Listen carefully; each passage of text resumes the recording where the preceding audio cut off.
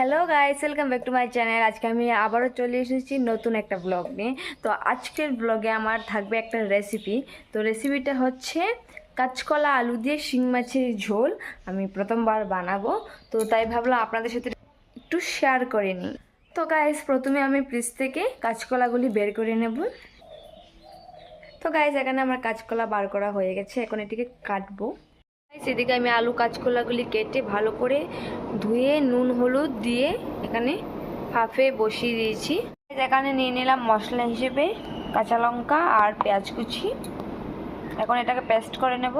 তো গাইস, এদিকে আমার পেঁয়াজ লঙ্কা পেস্ট হয়ে গেছে। আর এখানে নিয়ে নিয়েছি হলুদ, লঙ্কা গুঁড়ো, জিরে গুঁড়ো সামান্য পরিমাণ।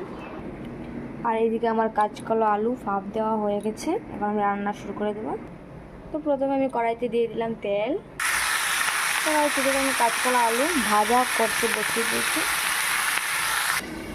তো গাইস, আমি এদিকে শিং মাছগুলি ভালো করে কেটে এখানে হলুদ দিয়ে দিয়েছি, এখন শিং মাছগুলি ভেজে নেব।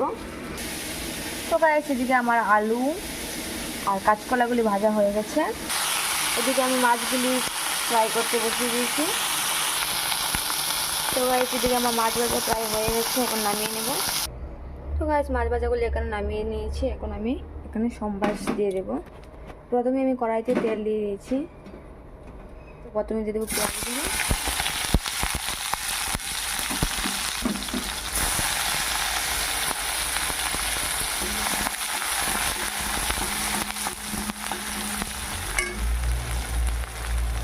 তারপর দিয়ে দেবো কয়েকটা তেজপাতা।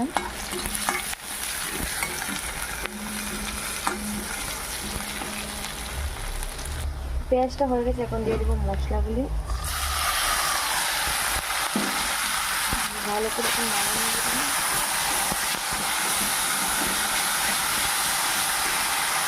তারপরে যখন মশলাগুলিকে ভালো করে কষিয়ে নেব।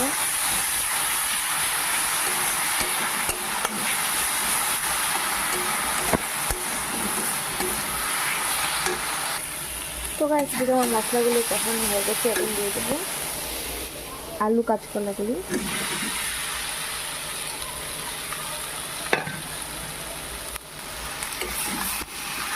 এগুলি দিয়ে ভালো করে কিছুক্ষণ কষিয়ে নামিয়ে নিয়ে রেডি হয়ে যাবে।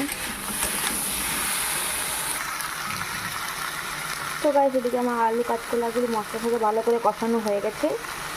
তো গাইস, এদিকে আমার কষানো হয়ে গেছে, এখন ঝোল দিয়ে দেবো।